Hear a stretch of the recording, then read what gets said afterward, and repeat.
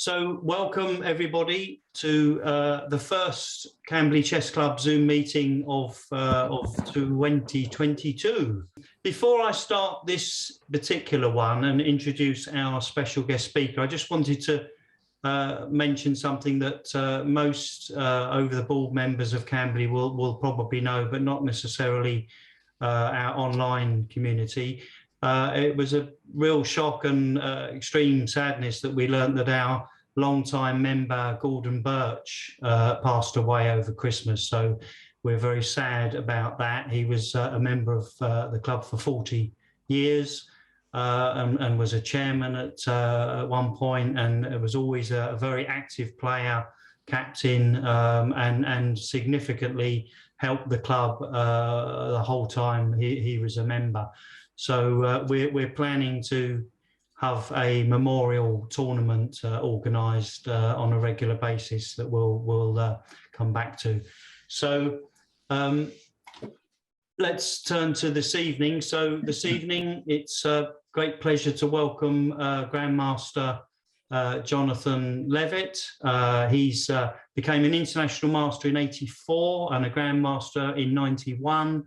Has written several books, and this evening is, I think he's intending to talk about chess aesthetics, among other things, and I think wants a quite interactive session. So let me hand over to Jonathan to brief us on what he wants to cover. So welcome, Jonathan.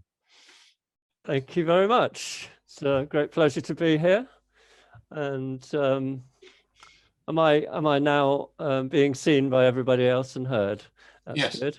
Excellent.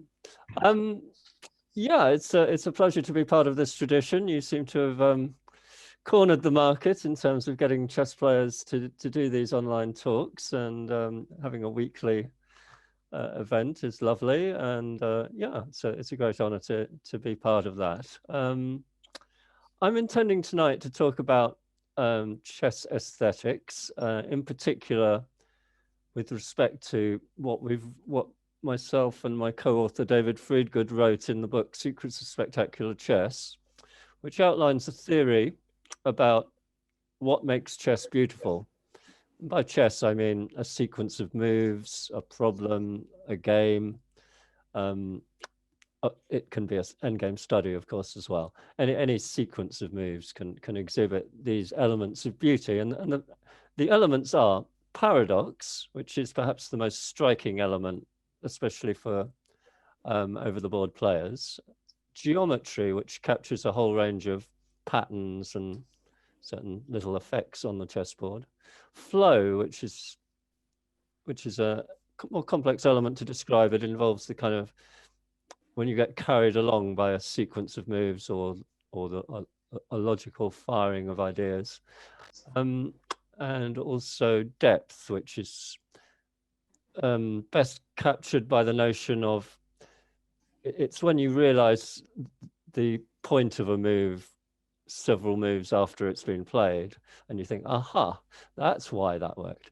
And those four elements, either separately or in combination with each other, I believe capture most of what is beautiful on the chessboard. And I'm going to go through a few examples tonight, and hopefully we'll chat about them in a relaxed way, and I'll get plenty of your feedback on the impact these positions have on you as we go through them one by one.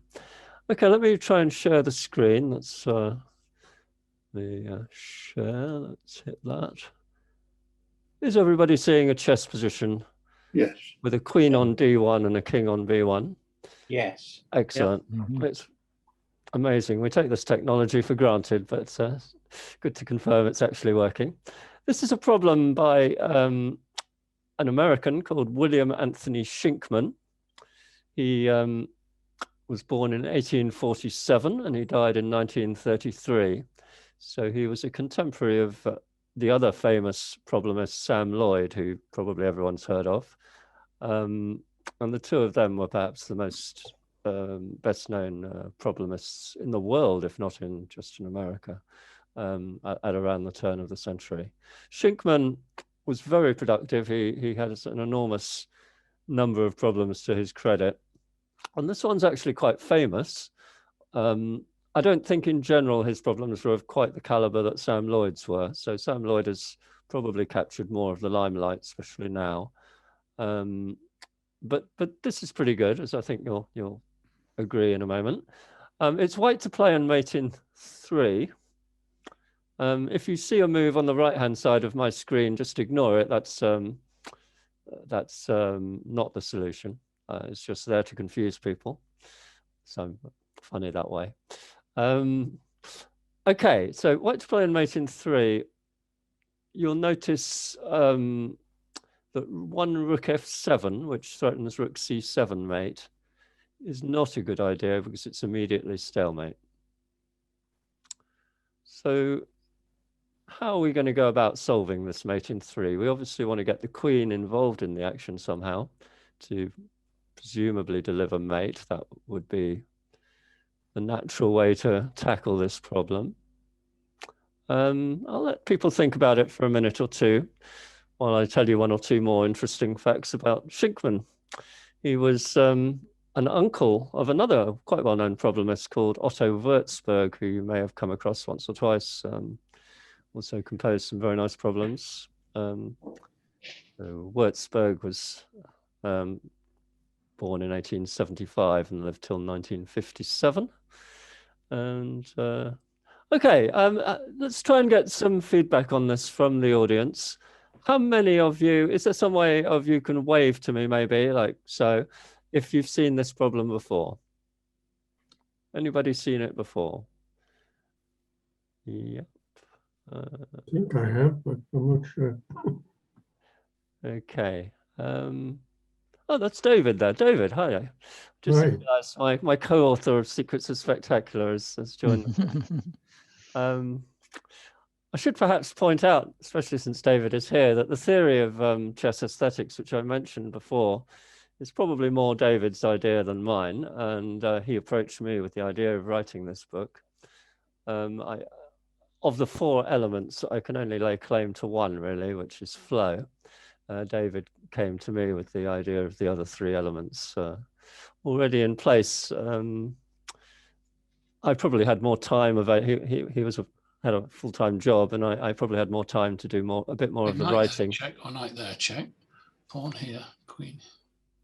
So anyway, so David takes more of the credit for this theory than I do, although I probably did a bit more work on the book than he did because I had more time. So yeah, if you like the theory of aesthetics that we discussed tonight, you should thank David for that more than me. Anyway, anybody got any ideas on solution? Hands up if you do. I can't see everybody. I can see only half a dozen people on my screen here. Maybe there are more. Could see 20 altogether, but they're not all showing on my screen. Yeah, you'll have to scroll down or make a different window to see them all. Okay, not to worry. But if anyone speaks, they'll come up in the window. Right. Anybody think they've solved it? No. Of the people who haven't seen it before? I can think of a couple of moves, C3 or Queen H1, but I don't know if they're any good. Okay, let's look at Queen H1 as a move. So let's say Black goes King B7 against that. You've then got 2 moves to mate. If you go Queen H7 check, I'll go King A6. And I don't think you've got mate. No. I can see it. C3 is a good idea, trying to get the queen to A4. Well, Black's options are limited. He's got either King B7 or King D7. So he goes King B7. Then what are we going to do? Are we going to go Queen B3 check or? Okay, Queen B3 check, and I'll go King C8. And then I'm struggling. You don't have mate. No. Okay. You're beginning to see that it's actually rather difficult to solve this problem. And to my way of thinking, it's mate in 3. You've got a queen not doing a great deal. And the logic is, if you're trying to look at it logically, that you want to get this queen as active as possible and introduce the most powerful unit into the attack and try and find a way of mating. There are a few ways, a few approaches. Some of them look a bit plausible. Some of them look like they might work. But you study it and study it. I've got the key, I think. None of the moves seem to actually work. David's got the key. I'll believe that. He's a great problem expert, so he knows how to think about this. What about King A1? King A1's a good try to clear B1 for the queen. Yes. Let me try King B7 in answer to that. Well, obviously I want to activate the queen, so if I go to B1 now, we can... Yeah. Then I run away to C8 again, and you've got no mate there on that third critical move. Damn you, sir. Yeah, sorry about that. This problem could easily drive everyone mad if I don't move on to the solution. Queen G4. Queen G4 is a good try. Yeah, that's good, mate. That's It's a very logical move. Probably the most active move. It doesn't give me a lot of options. I've got to go King B7. So what's your second move? Queen D7. Queen D7. Okay, so if I go to the back rank, you've got Rook F8, mate. I can't go to C6 or B6, so I've got to go to A6, King A6. And you don't have mate. Rook takes D6, I've got King A5. Queen B5, I've got King A7. It's very close, that one. It's probably the most logical move, Queen G4, if your logic... Queen E2. Sorry. Okay, we'll look at Queen... We'll look at Queen E2. Paul has his hand up, so I don't know if Paul has the answer. No, I tried earlier, but I didn't have it, unfortunately. I'll lower my hand. Okay, Queen E2's been suggested. So let me run away as per normal to B7. Queen E7. Queen E7. So you're going to make me if I go to the back rank with Rook F8. You're going to make me if I go to C6 with Queen C7. So I'm going to go to A6 again. And you don't have mate on the third move. It's Queen D4 a move? Yeah. Queen D4, yeah. Queen D4, yeah. It's a pretty ludicrous move, if you don't mind me saying, because... I'm still not convinced about it. No, I'm not. I wanted that. But it is one of the most absurd moves, and this being a chess problem, it's correct to consider it. But it should really be dismissed as being ridiculous. But unfortunately, yeah, you're right. We're gonna... Let's go to the solution here now. Knight B4. What an incredible move. This is a work of art, really. I mean, it's not just a normal chess problem. That is an extraordinary solution to a mate in 3 to give away your most powerful piece, apparently for no particular reason. That is the only move that achieves the objective of mating in 3. Everything else fails. And that is, and the position's elegant. It's not particularly heavy. It's quite light. And to achieve that as a solution is an incredible feat. With just a small array of pieces. There are 9 pieces involved. So why does this work? Well, one of the main reasons it works is it releases the stalemate if you take there and allows me to just play Rook F7 to C7 mate. And because D4 is currently blocked, you can't run away with King C5. Well, you can, but it's still mate because the D4 square is blocked. So the rook defends the pawn that defends the knight. The pawn covers B5, the knight covers B4, knight covers B6, and that's mate. You've got a bit more work to do to understand what happens if black declines the gambit. But if he takes that queen, you've done it. Rook F7, there's no other move other than King C5. Well, D3 is possible, but Rook C7 is just mate. And King C5, Rook C7 mate. So easy to work out if he takes the queen. If he doesn't take the queen, as I say, you've got a bit more work to do. What happens if he runs away with the king? He's got 2 squares, B7 and D7. Let's look at D7 first. And here, you've got to be precise still. If you go Rook F7 check, it looks good because you've got queen h8 mate, maybe, and king e6, queen f6 mate, but it doesn't work. Rook f7 check because of king e8, and we're attacking that rook on f7, so queen h8 doesn't mate. But the precise move is queen g4, which incidentally is what one of you wanted to play on the first move before, but it works here because this time if king c6, we've got queen c8. If king e8, we've also got queen c8. And if king d8, we've got rook f8 with the queen covering d7 and the knight covering c7 and e7. So that's mate.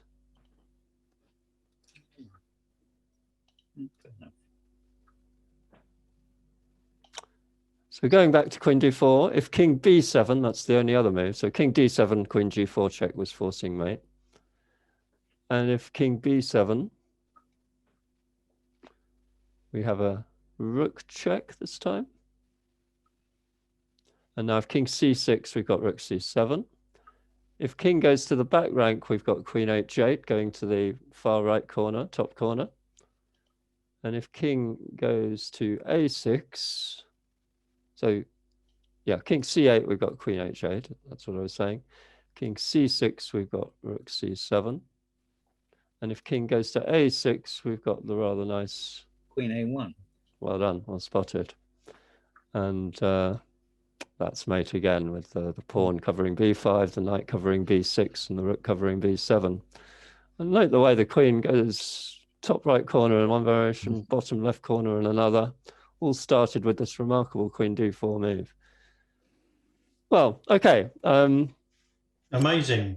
Thank you. Yes. Yeah, What are people's reactions? One by one, maybe. What do you think of that problem? I keep No, putting it's my very hand good, up, but yeah. no one listens or watches. Can you? I'm not very good with computers. In fact, I'm Okay, useless. Chris, Yes. it's over to you. We're listening to thank what you. you have to say. What do you think of that? Well, can you put everything back as it was before we started, Let me. please? Yeah, there you go. Right. What is wrong? I could be wrong here, totally wrong, and I am an idiot at times. What's wrong with moving the knight to d7? Apart from the fact that it's not legal. Do you E7, mean you mean? Do you mean e7? Yeah, that's right. Yeah, yeah, Knight e7 check. yeah. Okay, so say I go king d7 against that. Oh, yes, the queen erupts on d6, doesn't it? So, And I go king e8. whose side are you on anyway? Your knight gets in the way of the mate there, doesn't it? You haven't got yes, a mate. If you didn't have the knight, you'd mate, but with the knight on e7, you can't mate. So that's quite a nice variation, actually. Knight e7, king d7, queen takes d6, king e8. And because you've got that knight sitting there on e7, you've got no checkmate. Okay, right. Thank you very much. Yeah, as a rule, it's never necessary to consider checks in the first move in solving chess problems. Yeah, there's always a problem that's going to defy that rule, though, isn't there? There are some problems who are a little perverse and like to break the rules just for the sake of it. Yeah, another rule of solving chess problems, which David Friedgood could probably tell you about, is that you consider the most ridiculous move first. And this problem demonstrates that method very nicely, the most ridiculous move being queen d4, I guess. I'd like to say that it's not only the key move that is the only move to force mate in 3. It's also in the variations that only one correct move will do the trick. So after king b7, for example, you've got to play rook f7 check, and for king d7, you've got to play queen g4 check. There are no other ways of winning, in spite of the huge amount of firepower. You've nevertheless got to do things absolutely correctly, otherwise you won't force mate. Yeah, that's just another plus point for this problem. What David's saying is that the only move here to win is to mate in 2 from here is rook f7. The only move to mate after this was the very precise queen g4. Nothing else was going to do the trick. Which makes it harder to solve, of course, because you've got to find exact moves all the time. Any other people want to give their reaction to this problem? Is it one of the best you've seen of its type? A good one. Yeah, that's a good one. Yeah. Yeah. Very good. Yeah. Something you could show at the chess club, and people would be quite impressed by it, I think. Yes, definitely. In fact, a couple of weeks ago, we set up a problem and had it sitting there for people to look at, and it created a lot of interest. So I think we're going to use this one on Thursday. By all means. Okay, so it's well, William Anthony Shinkman is the creator of it, but I think it's a, as I say, to my way of thinking, this is a work of art. It's not just a little chess problem. It's something quite special.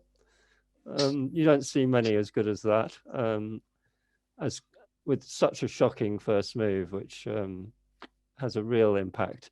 And that's what paradox can do. It has a strong impact on you. It's something that you think just looks impossible or ridiculous or totally absurd.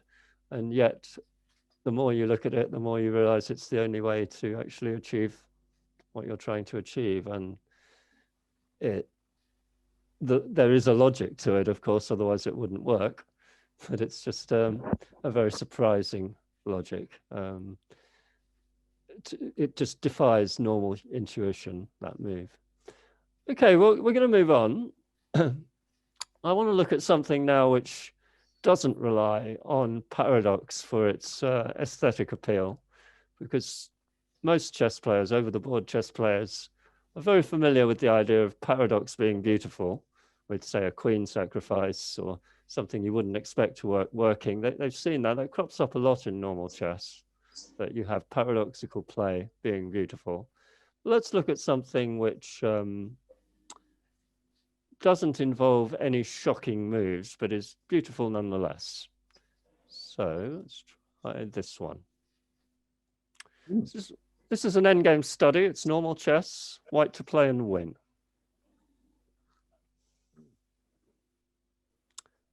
Okay, in general, all you need to know is that this material balance in general would be a draw if it was just a standard normal position.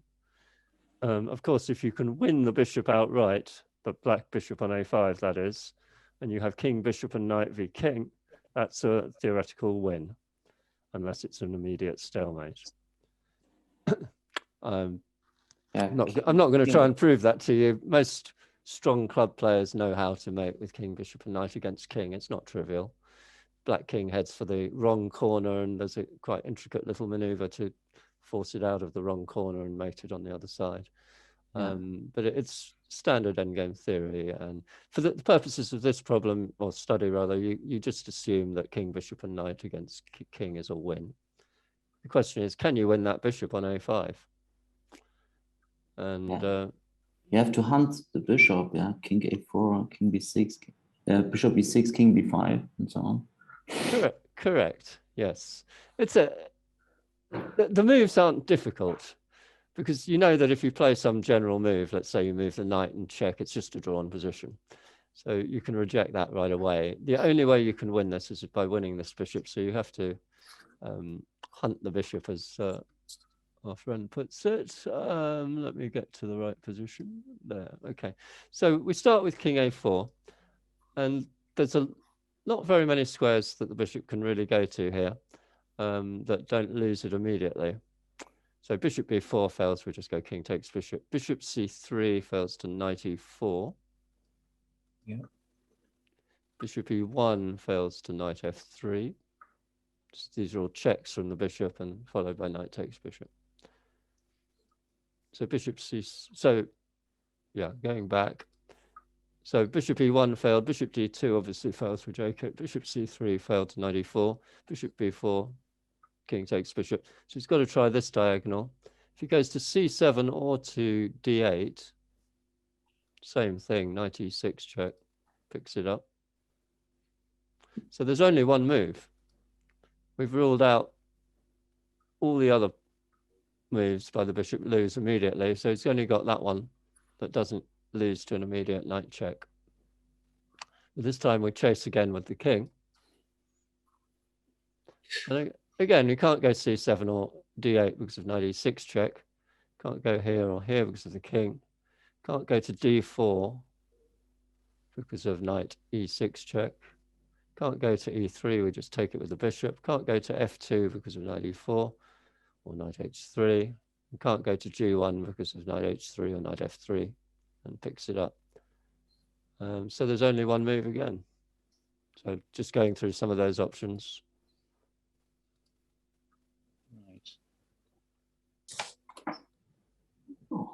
So there's only the only remaining move in this logical exercise is bishop a7. And of course, we're going to chase that bishop again. We haven't got an immediate way of winning it with the knight, so we chase it with the king. And it's a long diagonal, this, but all the squares are mined. G1, we've got knight f3. F2, we've got knight h3 or knight e4. E3, we take. D4, we've got knight e6. C5, we've got knight e6. B6 is no good, we just take it. So he's only got one move, which is there. I think nobody's going to get a prize for guessing the next move. Fairly obviously it's that. And the bishop is trapped. So d6, of course, we have check, or knight f7 also worked. E5, we've got check again, wins it. G3, of course, we win it like that. So he's got, well, he can try h2 and then knight f3 check, wins. So we hunted it down and we trapped it and we took it, and that's wins the game. So looking back at that, okay, we started with the move king a4, a fairly obvious move. Every move in this problem was very natural by white, nothing deep, nothing paradoxical. There's a flow to it, though. There's a sequence, it's a surprisingly long sequence of moves where the bishop can't escape. So a little bit of flow to that, and a lot of geometry in the way that the bishop is trapped in so many ways on so many squares. So it's elegant.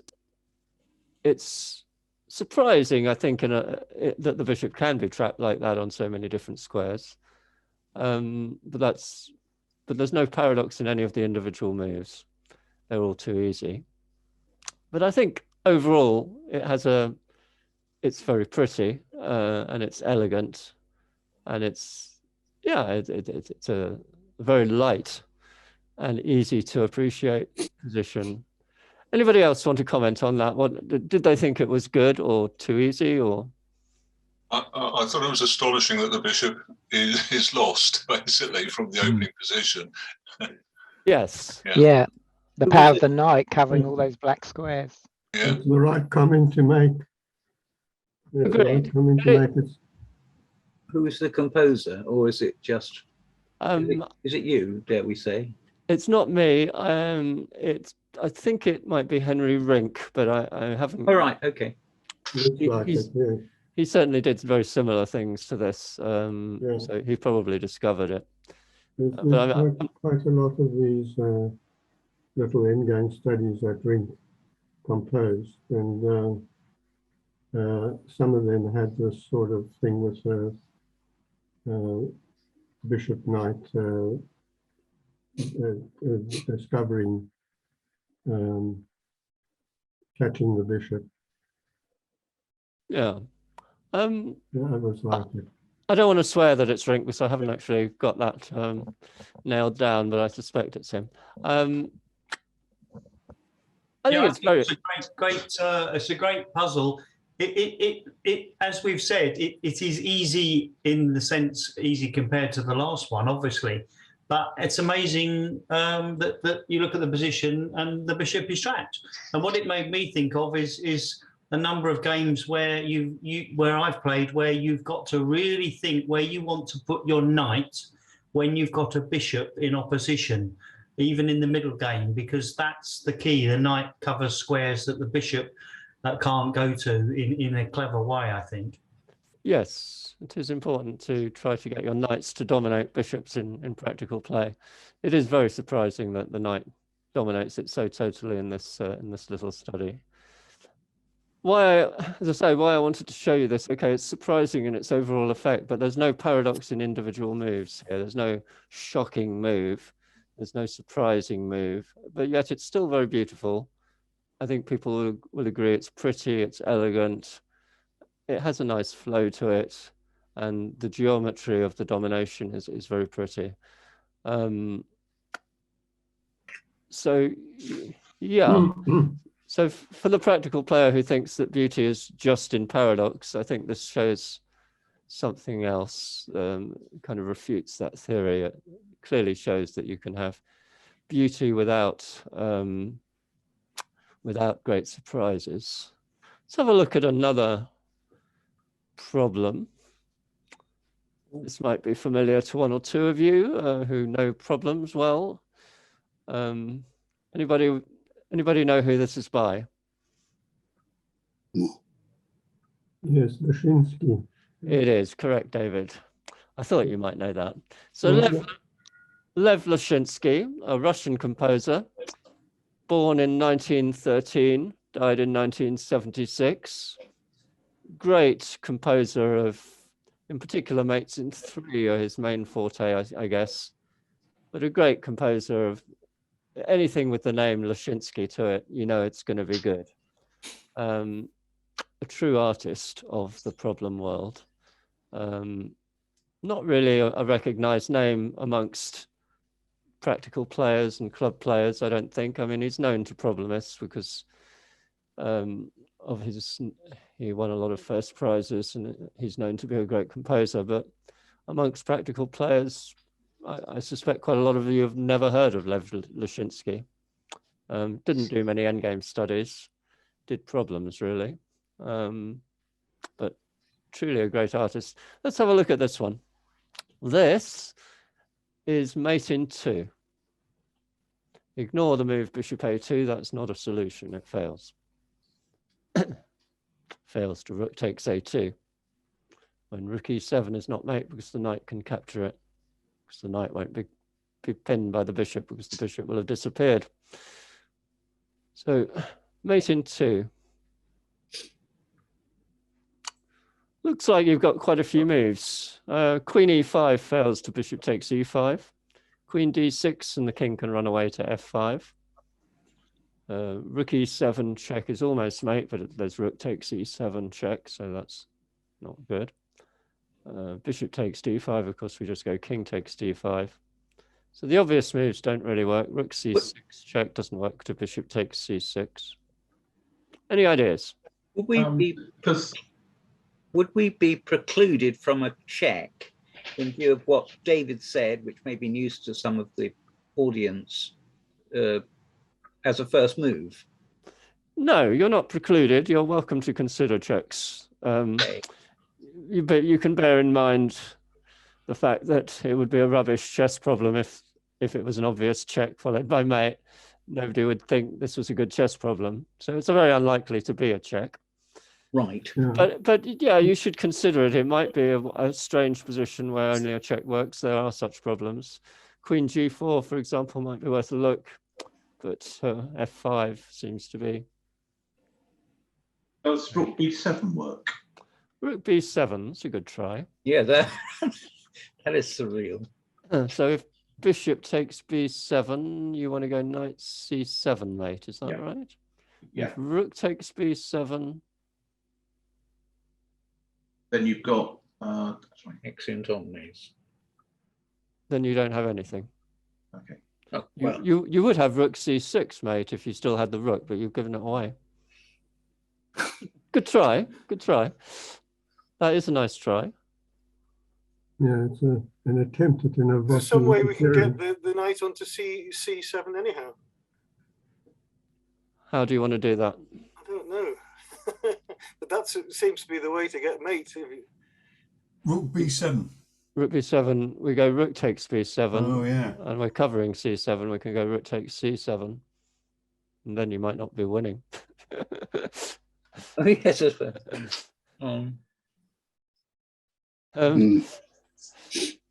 You probably are, actually. But no, this is a surprising solution. How about bishop f1? Bishop f1. What are you going to do against knight takes queen? No. Or knight to f6 or knight takes rook check or Yeah, too many knight moves impossible against that. So you've unpinned the knight, which I know. I just thought it would be not what I. My natural inclination is to play a check with the queen, so I thought. Yeah, no, it's a good instinct. Bishop f1 is the sort of move that I wanted sometimes to go works. to h3, but when I was bigger, but f5, and yeah, it's not. What happens after rook takes rook? Rook takes rook. Good question. You're threatening rook e7 mate with the rook on a7 removed. Mate. Rook c7 takes a7, threatens rook e7 mate. Or knight c7. Or knight c7. Yes. What are you going to do against bishop c6 check though? I think is that one of the keys that you've got to keep watching for bishop c6. So some way you've got to stop bishop c6 check. Yeah. Oh yes, of course. How about moving the king? Does that work? Oh, that's. Oh, good try. King where? f8 or d8? Whatever. Problem with f8 is I'm going to go bishop g7 check, and you've got to answer that check with mate. So you're not going to. So you try d8, bishop d8. Well, okay. Bishop b3. Okay, we'll come to that in a moment. King d8. I've got bishop f6 check, haven't I? F6 check. So I've got checks against your king moves. Bishop b3. Someone said. Who said that? That was me, Ian, and because they still retain the pin of the knight, and then if the rook takes rook, it's knight takes check. That knight is the one to do it. You're right. You're right. You've got it. Well done. Let's Bishop b3, and then if rook take. Sorry, I've gone to the wrong position. I'm trying to get to the solution with where's it gone now? Okay, hang on a second. Solushinsky, it's number 52. Okay. There we go. Bishop b3, brilliant move.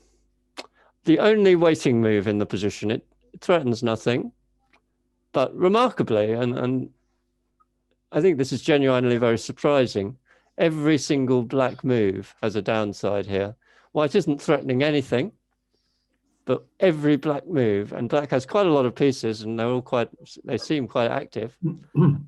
Every single move has a significant drawback here. So, for example, let's start with the bishop a8. If it goes to b7, you're blocking the rook's action on a7 and allowing that mate. Interfering, yes. If you go to c6, which is check, you allow that mate. So the bishop on a8 can't move. Those are the two options, and they both fail. The rook on a7, if it moves down the a file, it comes away from e7, controlling e7. We've got rook e7 mate. So the knight is still pinned by the bishop. And there's no move for the king. So the rook can't move down. If he captures the rook, you've got knight takes c7 mate. So then again, the knight is pinned. And if he goes to b7, you block or interfere the bishop a8 and allow rook c6 mate. So I don't seem to have added those moves in the solution now. I should have done, but the black rook on a7 can't move. So those two pieces can't move. The king can't move. There are no legal moves with the king. The knight can't move. It's pinned. Pawn on f7 can move. Could try f6, but that blocks the square f6. So maybe that allows that mate, which wouldn't be mate before, because you could go to f6, but you can't after f6. And if f5 instead, you've of course blocked the square f5 and allowed that to be mate, which wasn't mate before, because you could go king f5. And now coming back finally to this bishop, this bishop on h8. If it goes to g7, of course, it blocks the rook on h7, defending f7, and allows queen f7.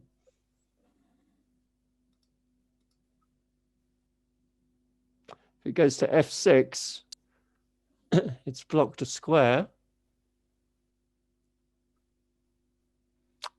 And that means that that's mate, because the king can't go to f6. It's blocked by the bishop now. It also interferes with the pawn. Say that again, David? It also interferes with the pawn. Oh, yes. Not only is it blocked a square, it's also blocked the action of the pawn going to f5. I hadn't noticed that, but that's typical observation from a master problemist. A nice one, nice added point. So if the bishop goes to e5, of course, it loses control of e5. We just take it with the queen mate. And if bishop takes d4, it allows the knight to take the bishop with mate. So the bishop can't move. We've gone through every single piece apart from this black rook. And of course, if the rook moves down the h file, it comes away from f7 and allows queen f7.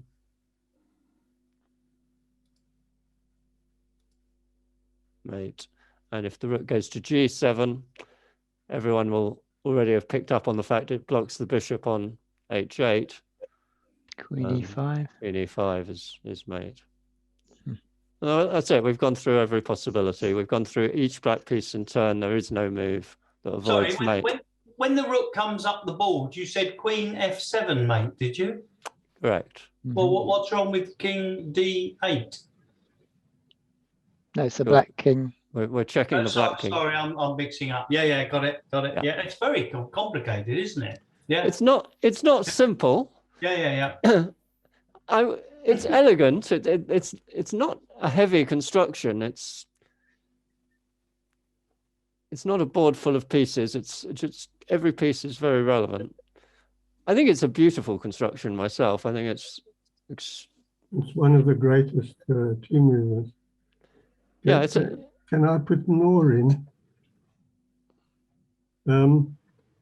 Those interferences, bishop to b7 and a rook to b7, the bishop to g7 and the rook to g7, and the pawn on f6 and the bishop on f6, all those interferences, mutual interferences on those squares, are called the Grimshaw interference.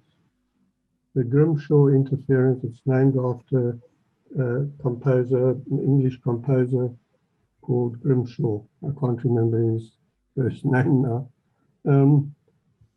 Grimshaws appear even today many, many times, showing various other combinations of ideas. And this one, even though it's got quite a lightweight amount of pieces for its for what it does, is called those three interferences, mutual interferences, are three Grimshaws all in one smallish composition. Yeah.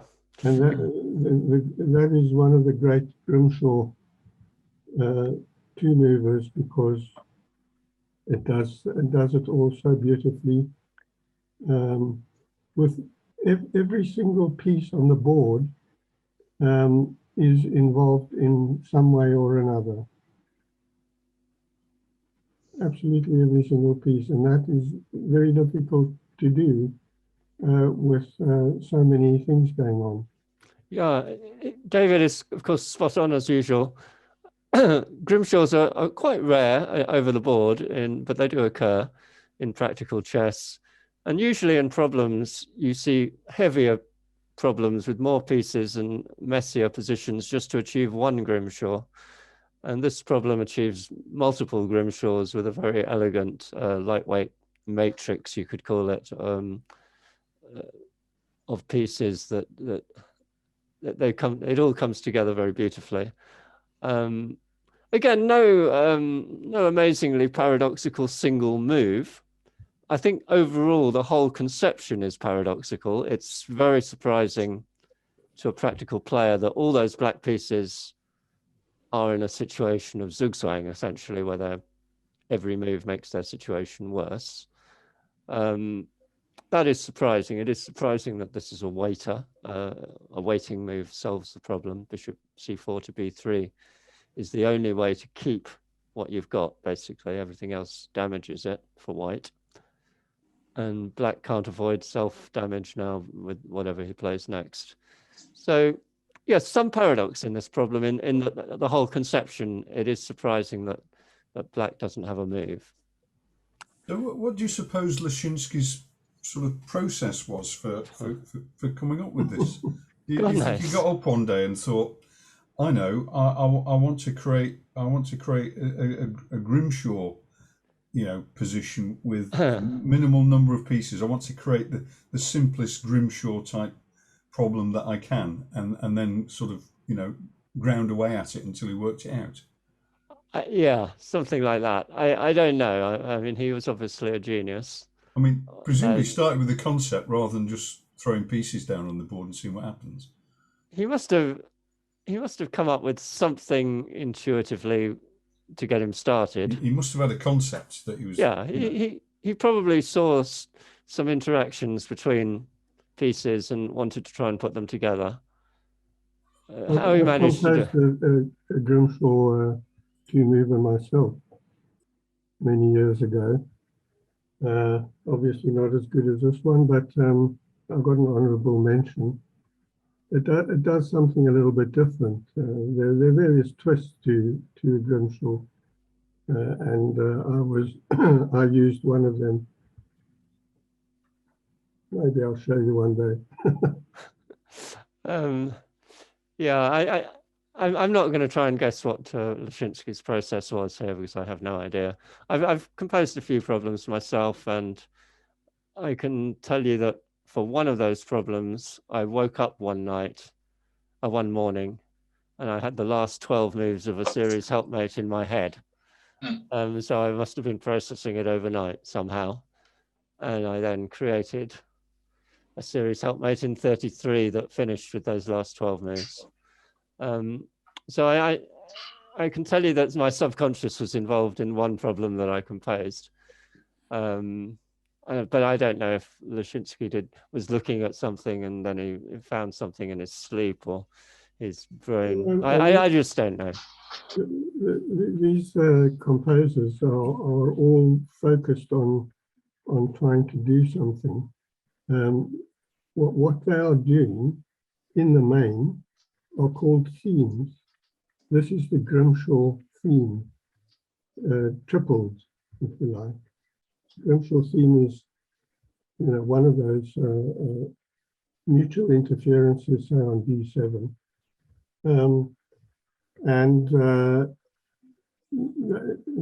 Leszczynski tried to do this, and he achieved it. He thought to himself, it might be possible to have 3 Grimshaws.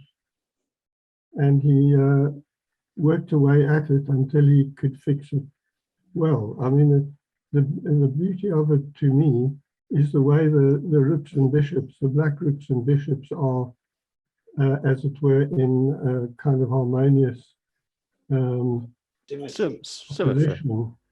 Isn't it so? It's a really remarkable thing that not only do those 2 little combinations of rook and bishop carry out the Grimshaw idea, but in addition, they even look fantastic in this picturesque way. Yes, the layout is just sublime, isn't it? Yeah, it's just one of the all-time greats. When one gets steeped in chess problems, one can always remember the Leszczynski Grimshaw. It is just perfect. It's a perfect problem. It doesn't contain any extra pieces to prevent white having more than one key move. Yeah. That is one of the greatest problems of problems, that you have to sometimes prevent something that you don't want to happen. Yeah, this is a great work of art again, like the Shinkman I showed you at first. This is a sublimely beautiful problem. It'll go down well at the chess club, I think, again, amongst practical players, because it is so surprising that it's Zugzwang. It is a beautiful it's a beautiful mechanism, beautifully achieved, beautifully implemented. It's a great work. I don't think you can find a single fault with that problem. It's sort of perfect. And yeah, I mean, we don't have a society which appreciates chess problems and chess endgame studies, but I mean, there are a group of people, and I would count myself among them, who regard endgame studies as perhaps the highest form of art there is. I mean, I don't draw any great distinctions between. Okay, I mean, there are vastly more people enjoy music, of course, or opera even, or something. But to me, some of these problems and endgame studies are as good as it gets, and are a very high, elevated form of art. And okay, the audience that can appreciate them is much smaller, but it's not that small. There are quite a lot of chess players who would appreciate this problem, I think, if they took the time to consider it. You've got people like Mestel and Nunn, for example. They compose problems in endgame study. Yeah. And do quite well. Yeah, I mean, Mestel and Nunn are amongst the top in the world at solving problems. I wouldn't call them the top in the world in composing them, but they're quite good.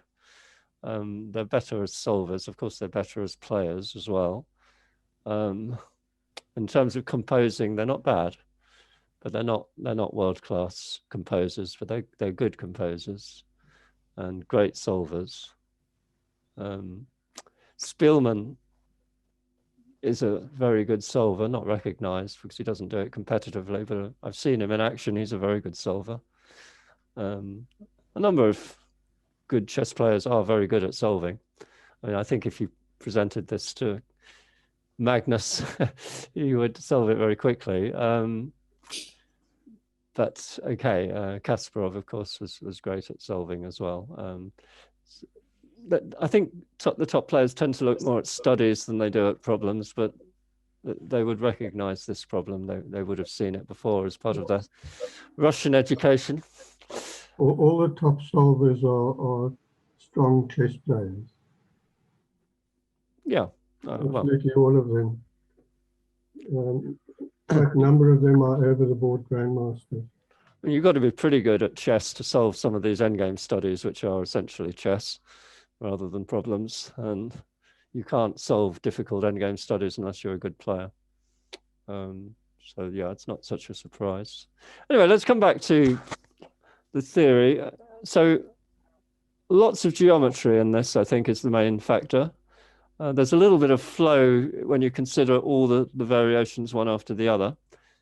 A little bit of paradox in the overall effect of the Zugzwang.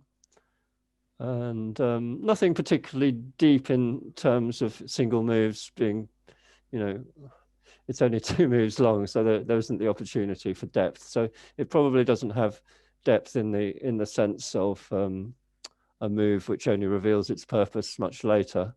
Of course, it's deep in the sense of in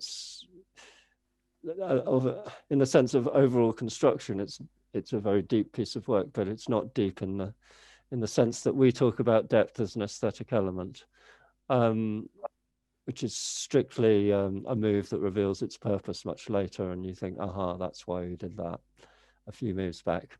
So it doesn't have that. So it has all the other elements, and the main element, I think, is the remarkable geometry of all these self-interferences and, well, Grimshaw's, to use the technical term. Okay, we're going to move on to another problem. So we've looked at the Leshinsky, we've looked at, what else did I want to show you today? I wanted to show you a helpmate. Let's have a look at that one. Okay, I'll ask David first of all. Do you recognize this one? Helpmate in 7. There's so many like it that I can't be sure. But I mean, I've seen this sort of thing. There's literally hundreds of them. With how many? Helpmate in, yeah, helpmate in 7. So in this problem, black plays first in a helpmate. White cooperates with black, and white's 7th move is checkmating black. So black plays first, black and white cooperate, black plays 7 moves in all, and white plays 7 moves in all, and white's 7th, they alternate. White's 7th move is checkmate. So that's the problem. You've got, I'll leave you with this one for 5 minutes. I'm going to stop talking. I'm just going to let you have a think about this. The move on, if you're looking at my screen and you see that, that's rubbish, ignore that. That is not the solution. I just wanted to put something up which didn't have the solution so that you could see it. I want you to think about the problem. So does everyone understand what a helpmate is and what's required here? Black plays first, black and white cooperate. It's white's 7th move is mate. So black has played 7 moves, white has played 7 moves by the end. So fairly clearly, the only way white is going to make black is by getting that pawn up the board towards, you have enough time to promote it if you can let the pawn get up the board. You're going to have to, there's only one way to get it started on the 2nd move. Can't move at the 1st move, of course. Well, black plays, white plays, can't move the pawn on the 1st move, but all the rest of the moves may be with that pawn. Okay, as I say, I'm going to leave you with that. I'm just going to quickly disappear for 2 minutes and I'll be back.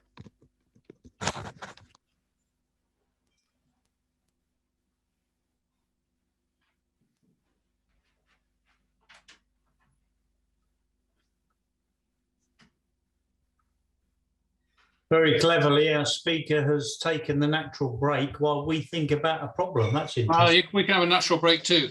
Yeah, I think we will. He'll be disappointed if we haven't solved it. Yeah, so if you stay there, Colin, and solve it, I'll have a natural break. Thanks. There'll be a long break, Martin. I think I can see fragments of a solution whereby you end up with a knight on b8 and with a black king on a6, and you then have to put pieces around the black king, like a rook on a7, or something else like that, that's going to sort of create the mating net. Or a bishop on a7 that comes from g1. Yeah, but if you put the bishop on a7, you can't promote to b8 with a knight, and then it'd be checkmate. So it's got to start c1, hasn't it? Knight, and then c1 right, and then give it king away. move, and then the knight to b3. Yeah. No. Yes. Yeah. I think which side are you on? It's white the whites to win. Yeah. It's got to play c1 knight. King moves, and then knight to b3. A2 takes b3. Yeah. So then we're going to checkmate, presumably on b7, perhaps with the pawn, which would save time if we could just get a bishop on b8 and a rook on a7. Would that work? How do you support the pawn, Martin? to checkmate on b7? A very good question, Colin. I'm glad you've you're only on got the team. you've only got 6 moves in total after that. It's so I don't think There's you probably Black's other pawn would sacrifice itself to get the white pawn to move to the c4 or c5 or somewhere square on the c line, and then the a pawn would promote to being a rook, and then play rook to a7, and the white pawn will go to c8 bit like the Saavedra. make a queen with may. But that's my guess at the moment.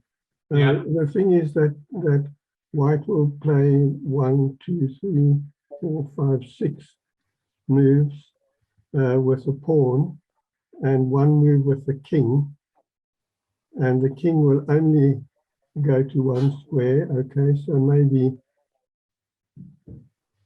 there's this when Black plays pawn to c1 makes knight, white will have to make a waiting move, wait until Black plays the knight to b3. So white will play king to h7 because probably the g2 pawn is going to be either a queen or a rook, and you don't want the king to be in check because that will stop the pawn from moving. Oh, yes. I'm still a bit vague about it. You mentioned getting the pawn onto the c file. Yeah, I guess I solved it. The first move is king g8, then c1 knight, king f8, knight b3. Stop, Soren. Sorry, I'm back now. Soren, Black goes first, yeah? Yeah. So you're starting with c1 equals knight? Yeah, c1 knight. Yeah. Sorry, who said he solved it? Soren has solved it. Yeah, I guess it's c1 knight, king g8, knight b3, a b3, a2, king f8. No, Soren, you haven't solved it. b4 instead of king f8. Think again, Soren. You haven't got it yet. I thought I got the construction with rook a7 and queen c8 as pawn c7 c8 mate queen. No, but that will take too many moves. You've moved your king twice in what you said, so you've only got. Okay, sorry. 7 moves in total. I think David is right. The king probably goes to h7 to give the pawn the opportunity to promote to a rook or a queen, the g pawn. Okay. Perhaps, maybe. Well, the g pawn promotes to a bishop. What difference does that make? And then when white plays, plays b, then when white plays b4, bishop gives itself up on. Yes. On c5. Yes, well done, Philip.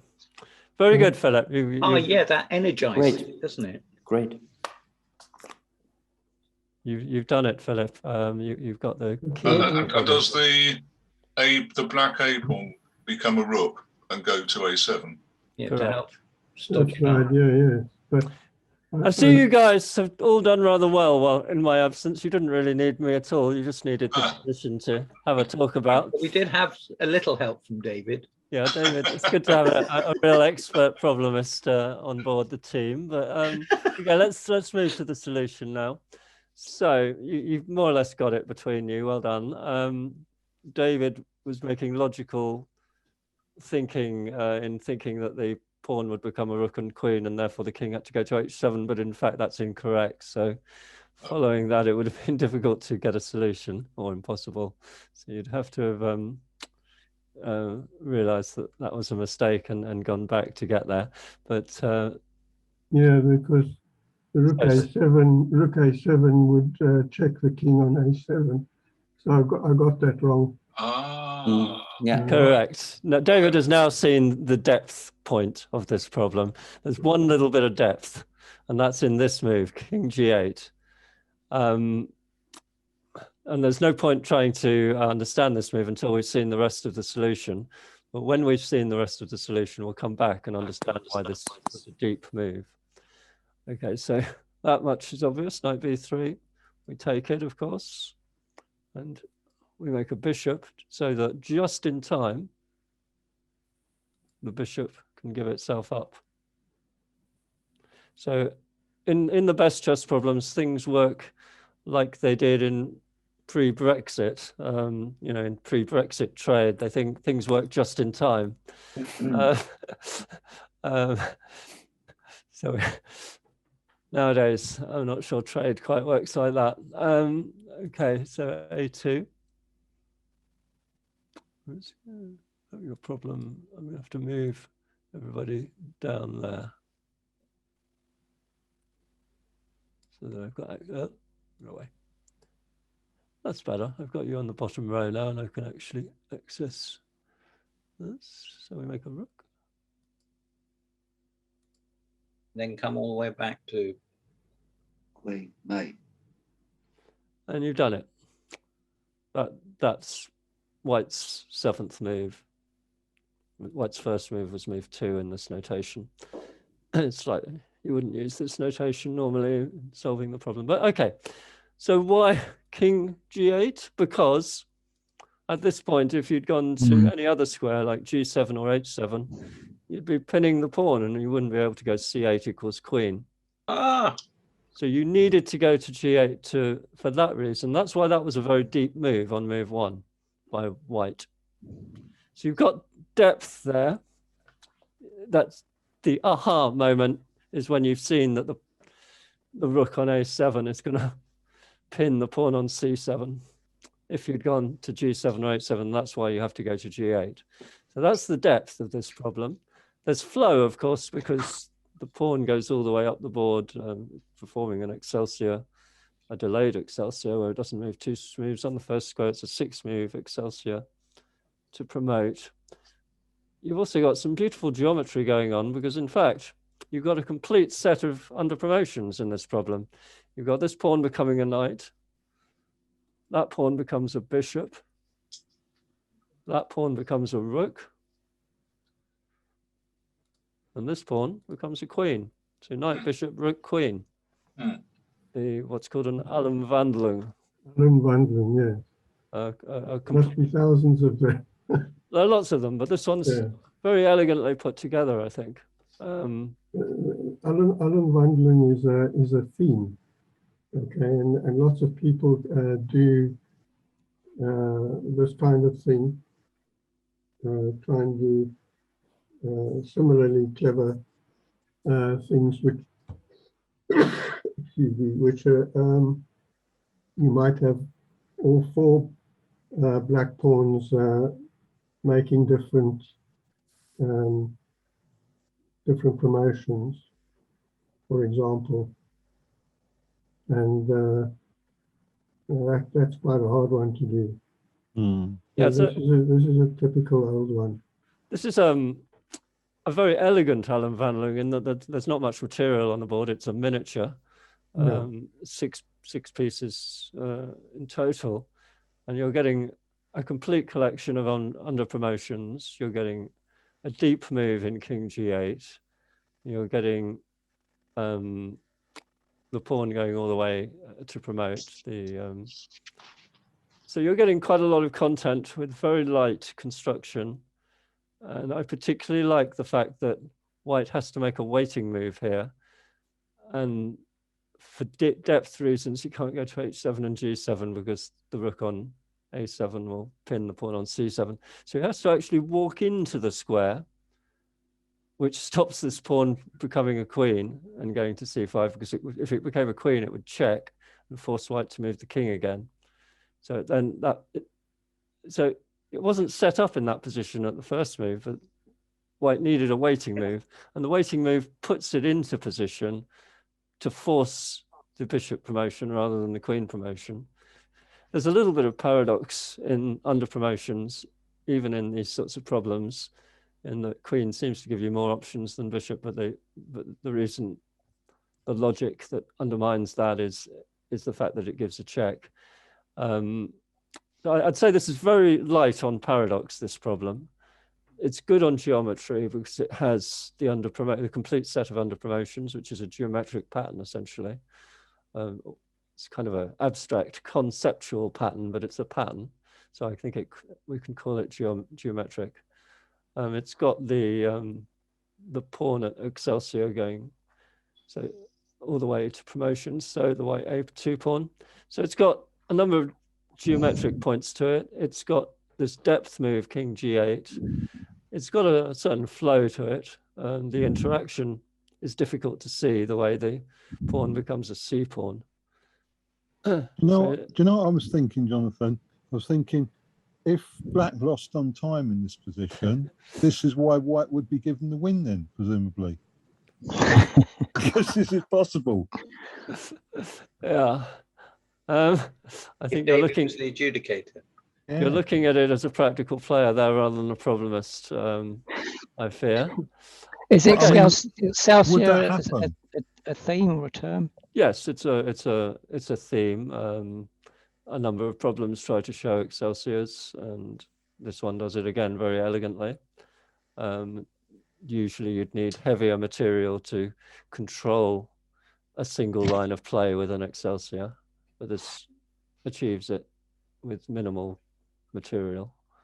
So all in all, to me, this is an excellent problem. It's beautifully concise, and with the barest minimum of material, it achieves quite a lot.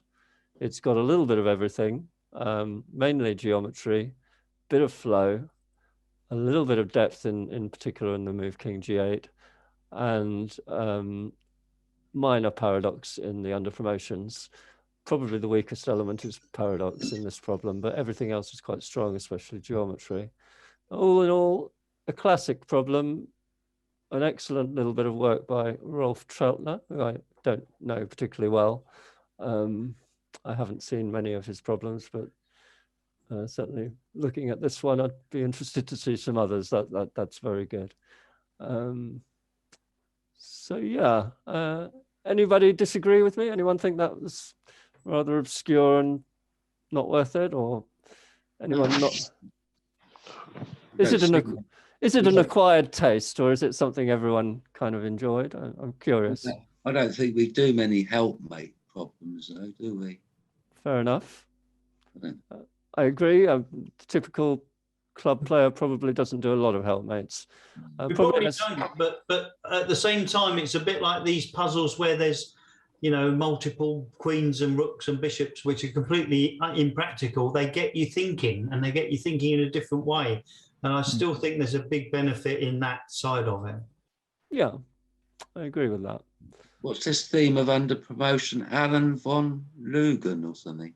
Alan van Wandlung, ALLUMWANDLUNG.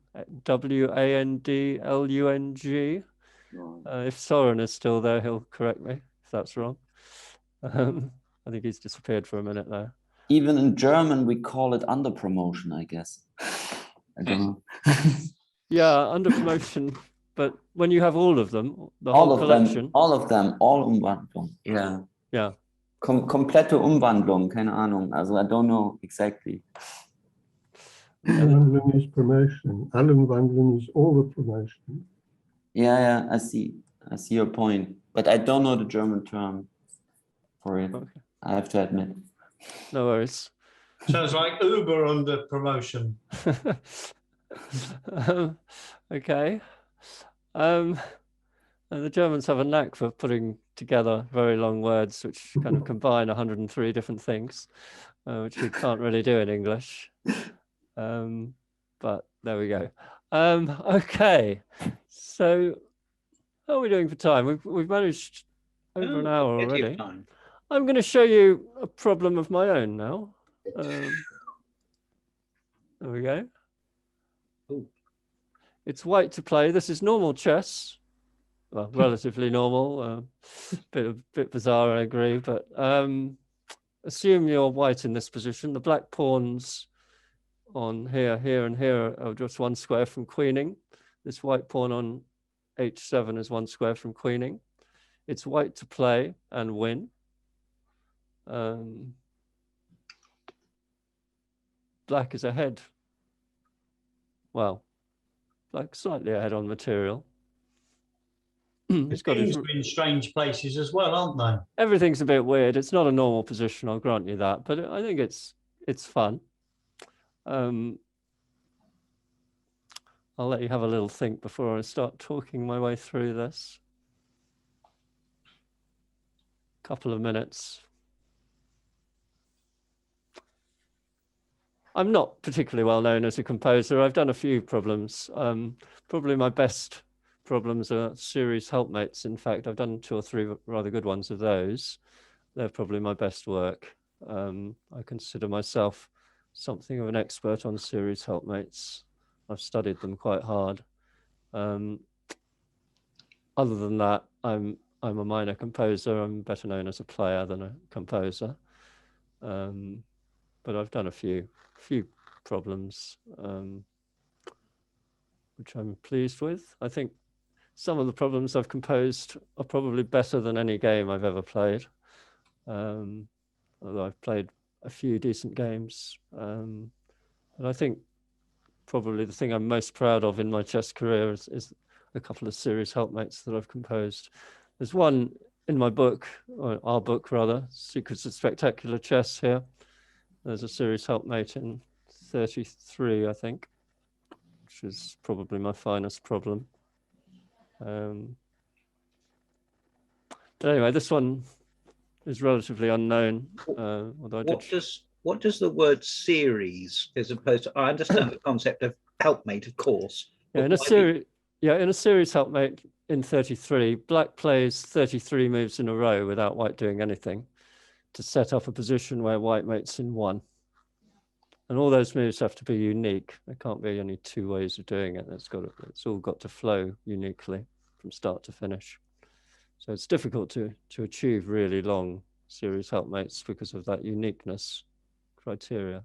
Anyway, I'm not going to show you a series helpmate in this lecture, but there is one in the book.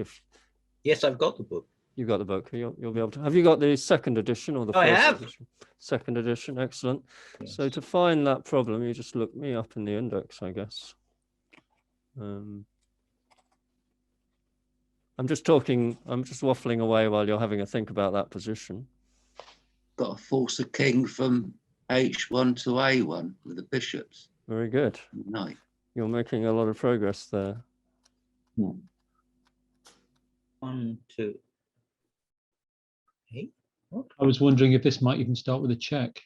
Yeah, bishop d5, check. Oh, actually, this position is in the book. It's on page 228. I didn't realize that. I'd forgotten. I put it in.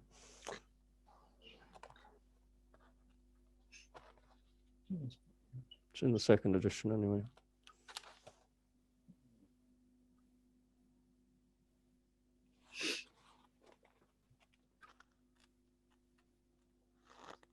Yeah, the series helpmate is on page 242 of Secrets of Spectacular Chess, if you're interested.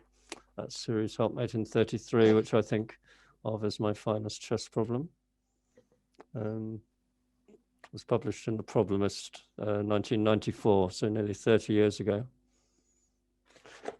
Haven't really done much since, other than becoming a dad, making some money, done a lot of betting. That's my finest creative achievement there. Anyway, moving on. Let's come back to this problem. I think it's time for me to show you the solution. 51, let me go to that. Series of checks. Oh, there is a difficult position. What's going on there? I don't seem to be able to show you this. Oh. Well, I can do a helpmate in 2 from that position. You frequently do, Marty. Sometimes you have 3 moves. Something's gone wrong with my. I don't have chess space on the computer I'm using for the Zoom call, and I don't seem to be able to call up the position with the solution. Seems to We'll have to solve it all over again. I'm sure you can talk us through it. I can talk you through it, but you'd have to Bishop follow D5. it blind. I don't seem to be able to show You you will the be moves. our eyes. Okay. Okay, so the idea is bishop d5 check, king g1. Can you play it through? check. Bishop c5 check. Yeah. King Can you C. play it through? King c1. It's going to be a long. F1. It's going to be rather long. Can't you play it through? No, thanks. Oh yeah, okay. I can make the moves. That's good. So I hadn't realized I could do that. I don't know, I vaguely remember this.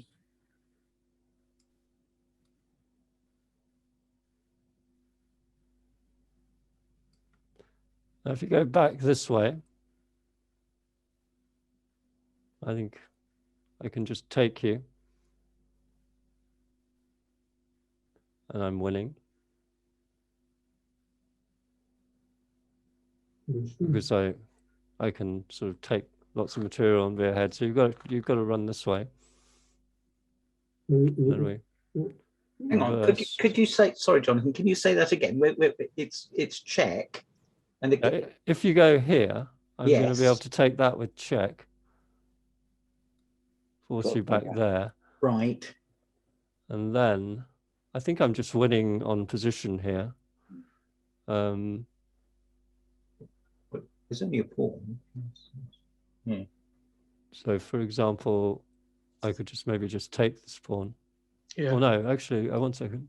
Bishop d4. Yeah. Bishop b4, is that better? I don't It's more force. know. Yeah. Have a quick look.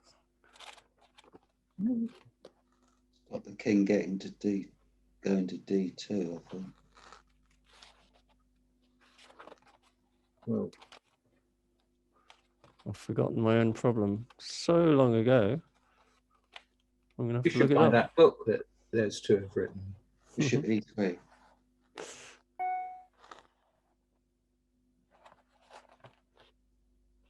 I think knight f3 check. I think this position.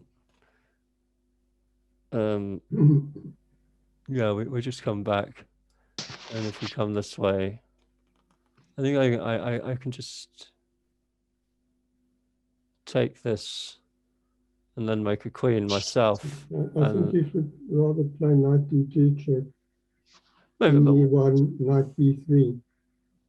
yeah, that's possible too. But just generally, this position's easily winning because you queen, I queen.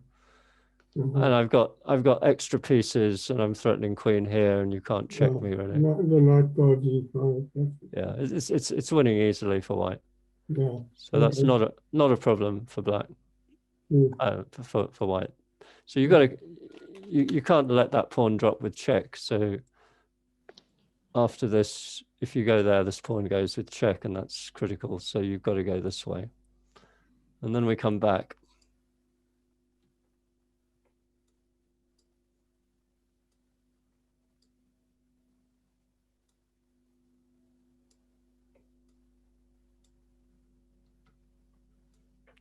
So yeah, so somebody observed the black king has been driven from corner to corner, which is a geometrical idea. Now we play a quiet move. Threatens mate.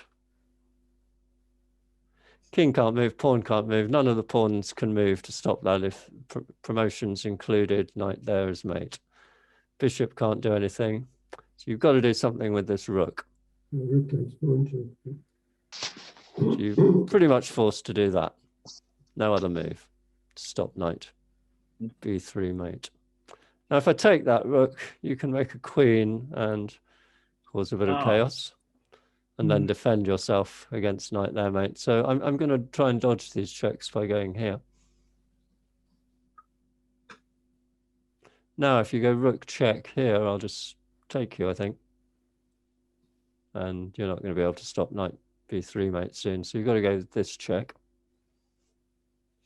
Now I can't take that because you queen with check, and then you can defend or keep checking. So I'm going to try and run away here. If you go rook here, check, I'll just take you. So you're going to go rook here, check.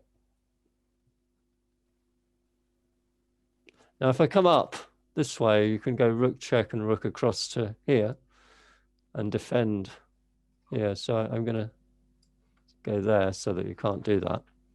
So you still can't prevent knight here, mate, other than by giving check. Rook here, check. I think I can just take the bishop. So you give this check. And I run around. Not going to take the bishop because it's getting in your way. Go there.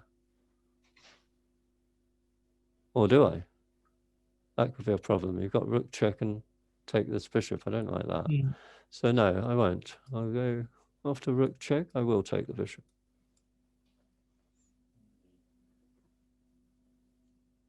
So you give check.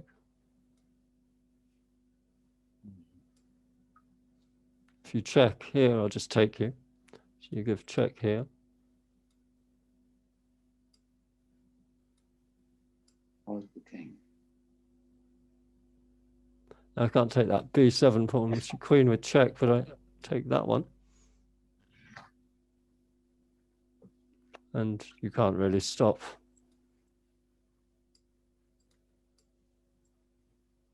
That's as long as you can stop knight b3, mate 4. Promote now and knight b3, mate. So in the course of this problem solution, both kings have gone from corner to corner. I think that's pretty brilliant. So that was. Have you seen anything like this before? Well, I think it was an original idea.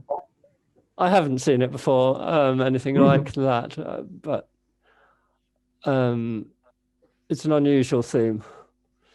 It's got flow and it's got geometry in the corner to corner aspects of both kings doing that. I don't think any of the moves are particularly complicated or paradoxical. There's no great depth to it and there's no great paradox to it, but I think it's got geometry and I think it's got flow, which is quite long. Originality. Okay, yeah, maybe. I don't think anybody else has done this. It's actually quite difficult to do. Yeah, it's not that easy to get the kings going from corner to corner, either just one of them, that is, and to get both of them is an achievement in terms of what the problem sets out to do, which doesn't always mean it's aesthetic, but at least it's got some meaningful content. Yeah. Okay, so that was one of my own. It's in the second edition of Secrets of Spectacular Chess. I don't think it's in the first edition. Very good. Thank you. Okay, I've basically shown you all the positions I wanted to show you tonight. I'm going to open the conversation to just chatting generally about chess, about improving your chess if you want. Anything else you want to ask me? Or you can continue to talk about aesthetics if it's something in what I've said or something in these positions that you want to discuss. I'm happy to do a question and answer now with anyone about anything, really. Play much over the board chess, Jonathan? No. I play a little bit of online blitz, which isn't over the board, I suppose. I haven't really played over the board for a long time now. You went to Italy, didn't you, and played? I played a tournament in Italy some 4 or 5 years ago, I think, as a holiday with my family. I started really well. I won the best game prize for the tournament in game 1. My first game back after several years away was the best game prize winner. And I got off to, I think, 4 out of 5 start with 2 draws and 3 wins. Started well, but then lost 2 games on one day, one to a strong Russian grandmaster and one to an up-and-coming Dutch player. After that, I think I got just an average position in the tournament, like 5.5 out of 9 or something by the end, which was nothing special. I probably performed about 2400 strength over the tournament, which is below where I stopped playing a while back before that. So I don't play much. COVID has not made me inclined to play anymore at the moment. I have some health issues with a medical condition which has affected my lungs. So being pretty careful in terms of what I do and trying to avoid catching it. So I don't feel that playing a chess tournament, even with a mask on, would be the thing I want to do right now. But maybe what about online chess? Do you play much? no, just some blitz. I wouldn't want to play in a serious online competition. I just don't like the feel of it. I don't like the idea of it.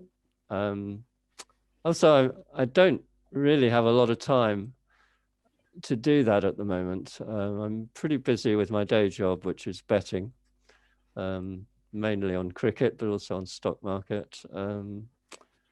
I find that very time consuming. I put a lot of hours into that. So don't have a lot of time and energy to play a whole tournament. That's been the issue there.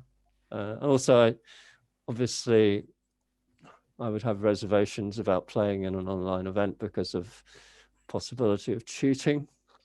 Well, I wouldn't cheat myself, but I'd be concerned. I'd be concerned that people might think I'm cheating if I played well, and if I didn't play well, I wouldn't want to play at all. So it's a problem, isn't it, with online chess? Yeah. Either way, it doesn't What a appeal. paradox.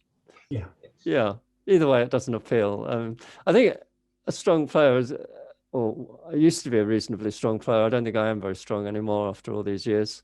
I've gone well down below where I was. But if I was a strong player, I would be concerned, as I say, about people thinking that I was cheating if I played well. And the alternative isn't very attractive either, where you don't play well and nobody thinks you're cheating because you're playing such rubbish and you're losing game after game. So either way, right now it doesn't appeal to me. The time I spend on chess these days is mainly looking at positions, problems, studies. I do solve a few problems in the average week. I have a look on Facebook, 1 or 2 Facebook groups, and yeah, that's where I tend to see some positions and I look at them. So I'm not entirely unsharp. I've kept my tactical sharpness by doing that to some degree, and I might play chess again at some point soon after the pandemic settles down, maybe. Depends on a few other things, really. It's not, I have essentially given up practical play. But yeah, I still enjoy some blitz. I think the last time I played over the board was when a friend came to stay for a few days just before COVID. I think that Eric Teichmann, who some of you may know. Oh, yes. He used to live in Australia. He now lives in France. But he visited me and stayed a few days. And we played loads of blitz games in the garden. It was summer. It was nice.